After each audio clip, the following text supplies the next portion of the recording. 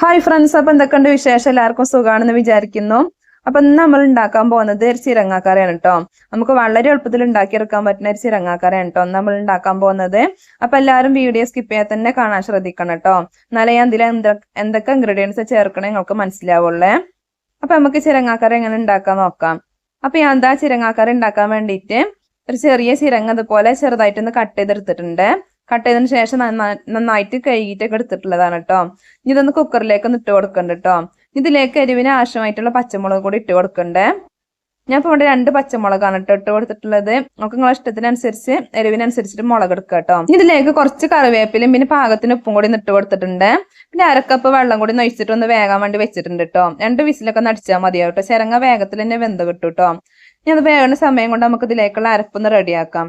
അപ്പൊ ഞാൻ അതിന് വേണ്ടിയിട്ട് മിക്സിയുടെ ജാറിലേക്ക് 1/2 മുറി തേങ്ങ ചിരവിയതും പിന്നെ ഒരു ചെറിയ ഉള്ളിയും കൂടി ഇട്ട് കൊടുത്തിട്ടുണ്ട്. പിന്നെ പാകത്തിന് വെള്ളം കൂടി ഒഴിച്ച് നന്നായിട്ടൊന്ന് അരച്ചെടുത്തിട്ടുണ്ട് കേട്ടോ. അപ്പൊ തന്നെ നമ്മളെ ചിരങ്ങൊക്കെ ഇവിടെ നന്നായിട്ടൊന്ന് വെന്ത് കിട്ടിയിട്ടുണ്ട്. കണ്ടില്ല, നന്നായിട്ട് തന്നെ വെന്ത് വന്നിട്ടുണ്ട് കേട്ടോ. നമ്മള് ഇളയ ചിരങ്ങാണ് എടുത്തിട്ടുള്ളത്, അതുകൊണ്ട് തന്നെ വേഗത്തിൽ വെന്ത് കിട്ടിയിട്ടുണ്ട് കേട്ടോ. അപ്പൊ ഞാൻ കുക്കറിന് മറ്റൊരു പാത്രത്തിലേക്ക് ഒന്ന് മാറ്റി കൊടുത്തിട്ടുണ്ട്.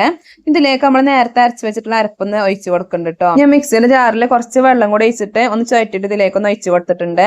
എന്നിട്ട് നന്നായിട്ടൊന്ന് മിക്സ് ആയിട്ട് കൊടുത്തിട്ടുണ്ട് കേട്ടോ. ഈ സമയങ്ങൾക്ക് ഇതിലേക്ക് ഉപ്പ് കുറവുണ്ടെങ്കിൽ കുറച്ചും കൂടി ഉപ്പൊക്കെ ഇട്ട് കൊടുക്കാം കേട്ടോ. ഇത് നമുക്ക് നന്നായിട്ടും തിളപ്പിച്ചിട്ട് എടുക്കണേ. അപ്പൊ ഞാൻ 2 മിനിറ്റ് നേരം തിളപ്പിച്ചിട്ട് എടുത്തിട്ടുണ്ട് കേട്ടോ.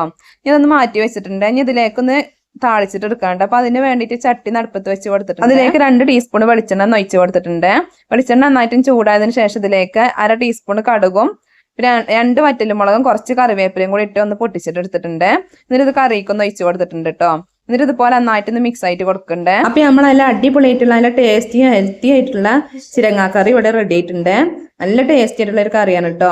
നമുക്ക് ചോറിന്റെ കൂടെ ഒക്കെ ഒഴിച്ച് കറിയായിട്ടൊക്കെ കഴിക്കാൻ പറ്റുന്ന ഒരു കറിയും കൂടിയാണ്. പിന്നെ നമുക്ക് വേഗത്തിൽ ഉണ്ടാക്കിയെടുക്കാൻ പറ്റുന്ന ഒരു കറിയും കൂടിയാണ് കേട്ടോ. 5-10 മിനിറ്റിനുള്ളിലൊക്കെ വളരെ എളുപ്പത്തിൽ ഈസി ആയിട്ട് ഉണ്ടാക്കിയെടുക്കാൻ പറ്റുന്ന ഒരു കറിയും കൂടിയാണ്. അപ്പൊ എല്ലാവരും ചിരങ്ങ കിട്ടുമ്പോൾ ഇതുപോലെ ഒന്ന് ഉണ്ടാക്കി നോക്കണ്ടിട്ടോ. എന്നിട്ട് നിങ്ങളെ കമന്റുകളൊക്കെ ഒന്ന് അറിയിക്കണേ.